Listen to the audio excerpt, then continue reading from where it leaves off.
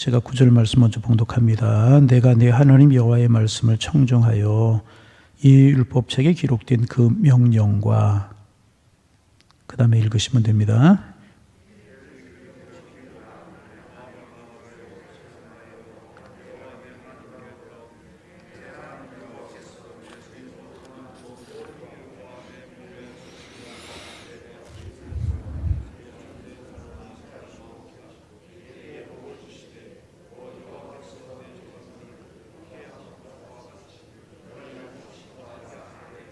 내가 오늘 내게 명령한 이 명령은 내게 어려운 것도 아니요 먼 것도 아니라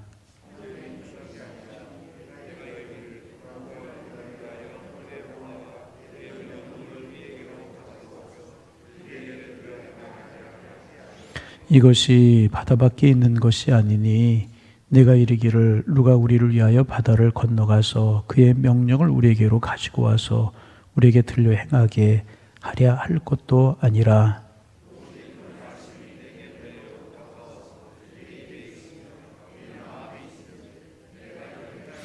보라 내가 오늘 생명과 복과 사망과 화를 내 앞에 두었나니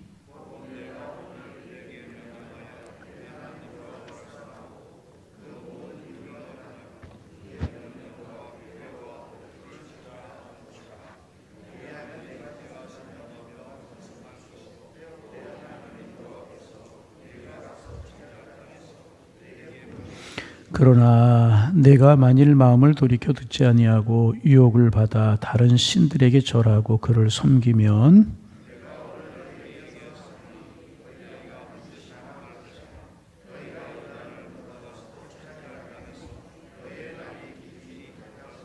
내가 오늘 하늘과 땅을 불러 너희에게 증거를 삼노라. 내가 생명과 사망과 복과 저주를 내 앞에 두었은즉 너와 내 자손이 살기 위하여 생명을 택하고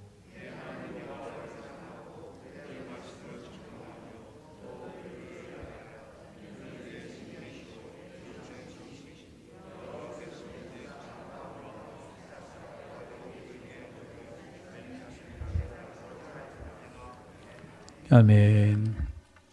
우리가 찬송한 것처럼 주님 동행하는 날이 되셔서 오늘도 기쁜 날 되기를 소망합니다. 우리가 하루하루를 왜 기쁘게 살지 못할까 그런 생각을 이제 해봅니다. 그것은 두 가지인 것 같아요.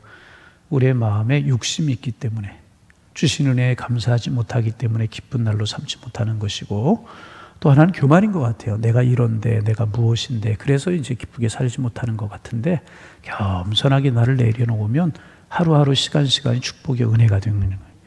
여러분 하나님의 백성 된 게 은혜잖아요. 오늘 살 수 있으면 얼마나 감사한 거예요.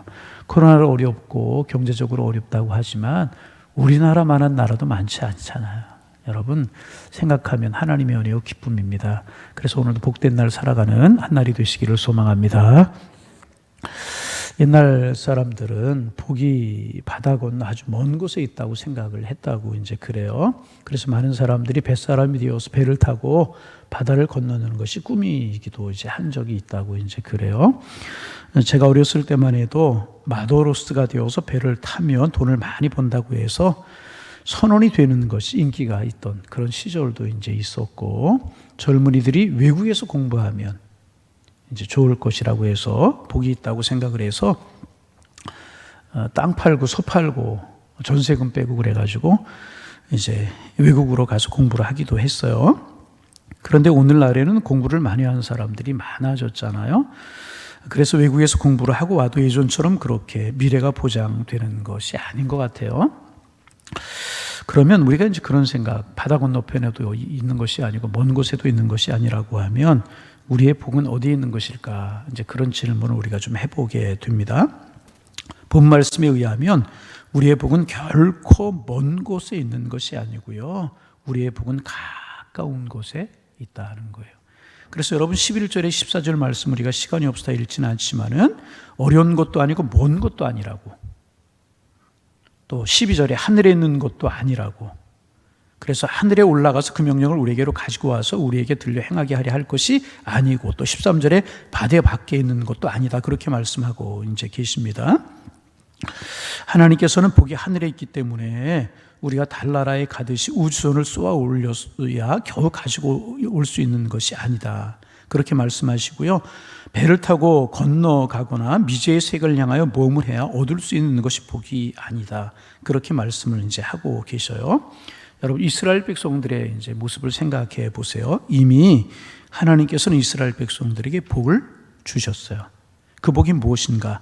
9절 10절 말씀 같이 한번 읽어볼까요? 9절 10절 내가 내 하나님 여호와의 말씀을 청종하여 이 율법책에 기록된 그 명령과 규례를 지키고 내 마음을 다하여 뜻을 다하여 여호와 내 하나님께 돌아오면 내 하나님 여호와께서 내 손으로 하는 모든 일과 내 몸의 소생과 내 가축의 새끼와 내 토지의 수산을 많게 하시고 내게 복을 주시되 곧 여호와께서 내 조상들을 기뻐하신 것과 같이 너를 다시 기뻐하사 내게 복을 주시리라. 이 말씀이 결국 이제 무엇입니까?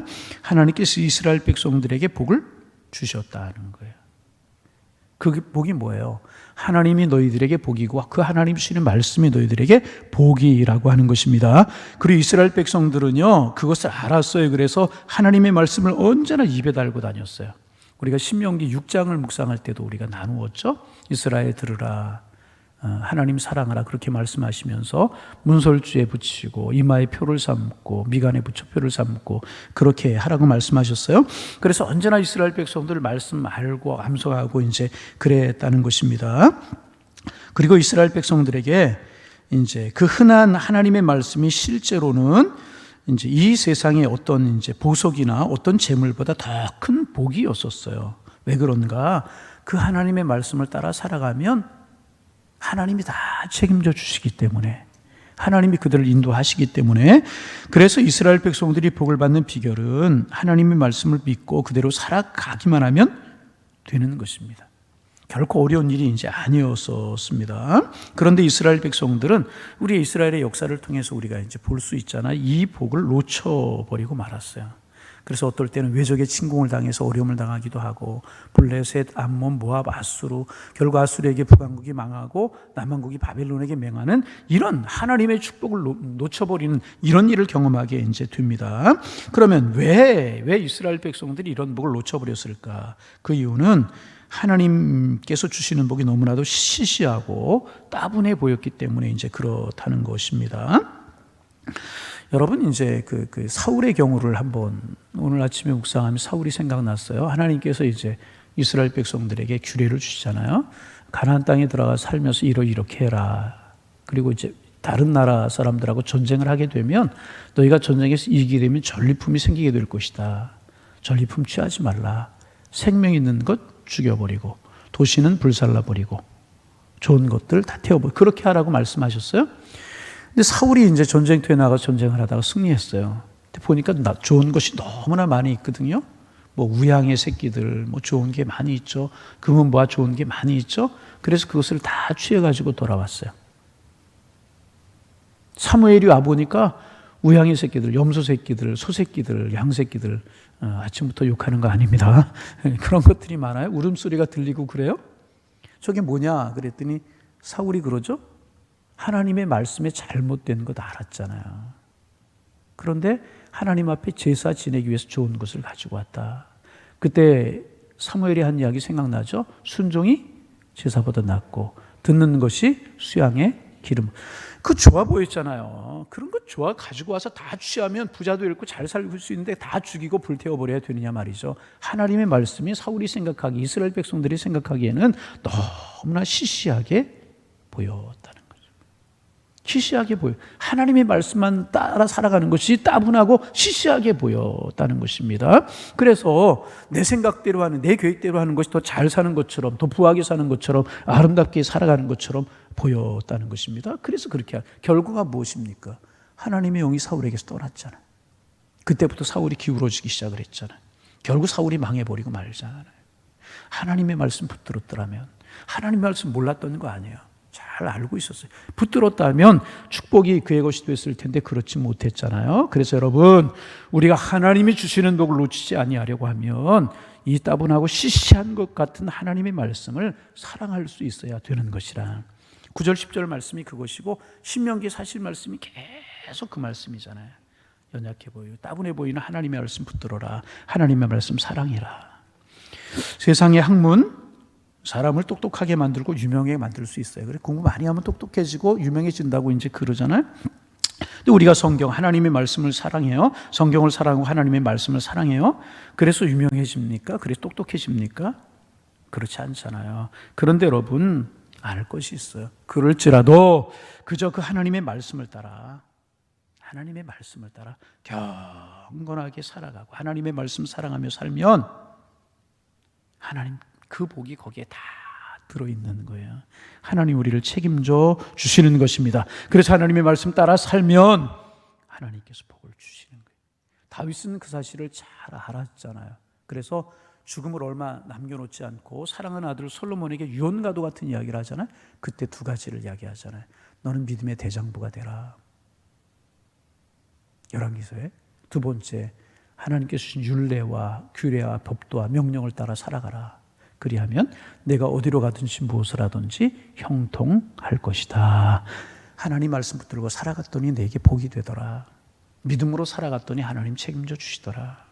그래서 그 말씀을 붙들고 솔로몬이 초창기에는 말씀 따라 잘 살잖아요. 그때 솔로몬과 솔로몬의 나라가 어땠어요? 정말 이스라엘 역사에 볼 수 없을 정도로 찬란한 나라가 되잖아요. 그런데 솔로몬의 마음이 하나님의 말씀에서 떠나게 되자 기울어지게 되고 나라가 남과 북으로 찢어지게 되고 나라가 망하게 되는 그런 일이 벌어지고 있지 않습니까?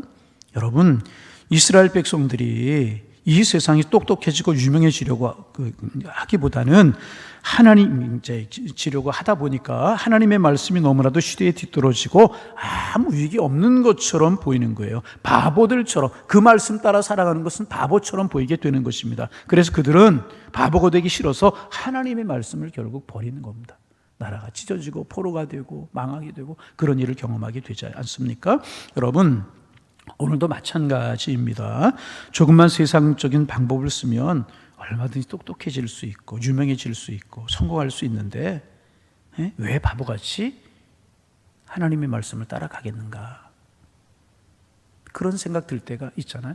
우리 믿음 생활하지만 실제로 그렇게 생각이 들 때가 참 많이 있잖아요. 조금만 융통성을 부리고 조금만 이러면 그거 꼭 그렇게 예배 생활 잘하고 모든 예배 참석 그래야 복이 되는 것입니까? 말씀 암송해야 되는 거 이럴 수 있잖아요. 그런데 놀랍게도 하나님의 복은요, 이런 바보 같은 사람, 어떤 바보 같은 사람이요? 하나님과 하나님의 말씀을 생명으로 붙들고 살아가는 사람, 그런 사람들에게 하나님께서 복을 주시는 것이고요, 그런 사람들의 몫이 되게 되는 것이라. 여러분, 오늘 성경이 기록하고 있는 것처럼 우리 앞에 복과 저주가 함께 기다리고 있어요. 죽음과 생명이 함께 기다리고 있다는 거예요. 그러나 지금 우리가 하나님의 말씀에 대해서 어떤 태도를 가지고 살아가느냐, 그것에 따라서 우리의 미래가 달라지게 되는 거예요. 복이 정해지느냐 저주가 정해지느냐, 생명이 주어지느냐 저주가 정해지느냐가 정해지게 되는 것입니다.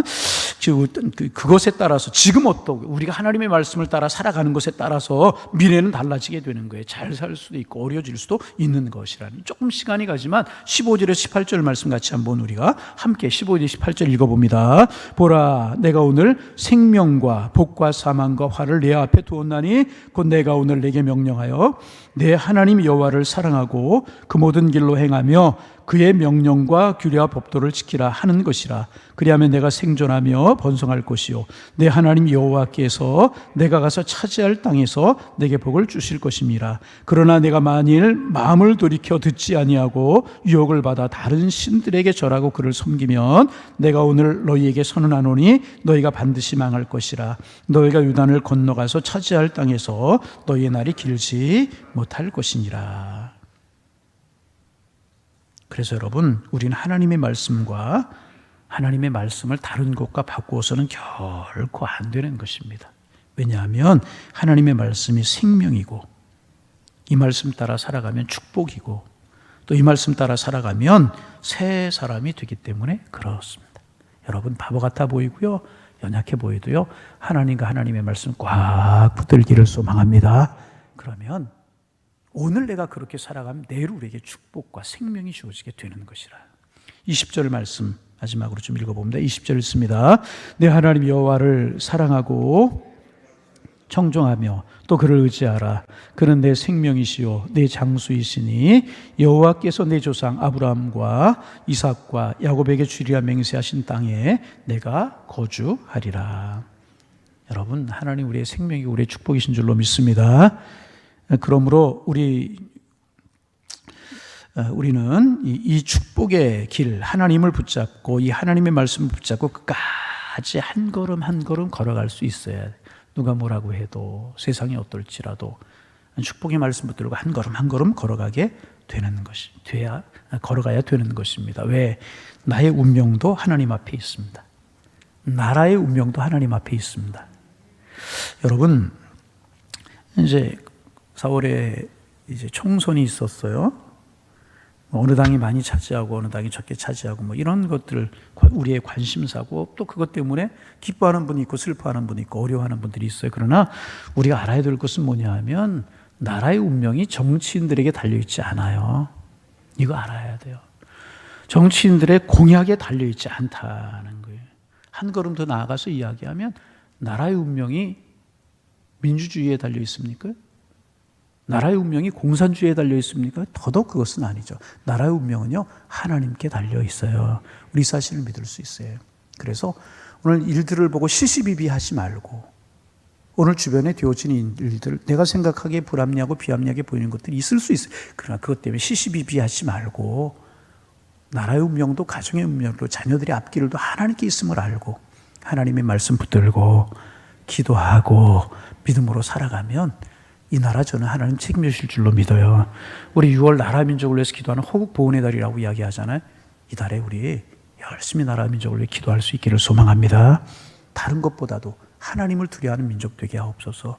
교회들이 깨어나게 하여 주옵소서. 교회가 살아야 나라의 운명도 아름다워지는 거예요. 우리가 깨어서 기도하게 하옵소서. 기도하는 거예요. 꼭 부탁, 시시비비 적은 것 가지고 하지 말고 하나님과 하나님의 말씀 꿋꿋하게 붙드는 거예요. 여러분, 우리 교회의 미래도 마찬가지입니다. 여러분, 교회를 보면은요, 역사 속에 많은 교회들이 있잖아요. 잠깐 쓰임받고 없어진 교회들이 있어요. 그렇잖아요. 영원히 쓰임받는 교회가 있어요. 쓰임받지 못하는 교회가 있어요. 여러분, 교회들로 세워졌는데 하나님께서 교회를 세우신 뜻이 있겠는데 쓰임받지 못하면 무슨 소용이 있겠어요? 그렇잖아요. 잠깐 쓰임받고 없어지는 교회, 그런 교회 되어서 또 안 되잖아요. 주님 오시는 그날까지 쓰임받는 교회가 되면 얼마나 좋아요. 소아시에 7교회가 있었잖아요. 없어졌어요. 서문학교회만 남아요. 여러분, 하나님의 말씀 붙들고 하나님 관심 가는 곳에 우리의 관심을 두고 살아가면 우리 교회가 쓰임받게 되는 거예요. 직분도 마찬가지예요. 하나님 왜 직분 주셨나요? 왜 직분 주셨어요? 내 명예 권세, 내 유익, 내 마음대로 안 해요. 하나님 더 사랑하고 하나님 더 경배하고 하나님 더 앞에 기도하고 교회를 붙들고 영혼을 붙들고 하나님의 선한 뜻을 붙들고 기도하고 그러라고 주신. 그렇게 하면 틀림없이 오늘 그렇게 어떻게 살아가느냐에 따라서 내일 축복과 저주, 생명과 미래가 결정이 된다는. 여러분, 세상 사람들 뭐라고 우리를 이야기해도 우리 이 말씀 붙들고 하나님의 윤례 붙들고 살아가면 오늘 분명히 말씀하고 계시잖아요. 하나님 지켜주시겠다고. 우리 교회, 여러분의 가정, 우리 교회, 우리 이 민족의 앞날 하나님께 있음을 붙들고 믿고 하나님의 말씀 붙들고 나아가는 우리가 되시고 기도하는 이 한 달이 되셔서 하나님의 축복 누리며 살아가는 우리가 되기를 주의 이름으로 축원합니다. 광고 말씀.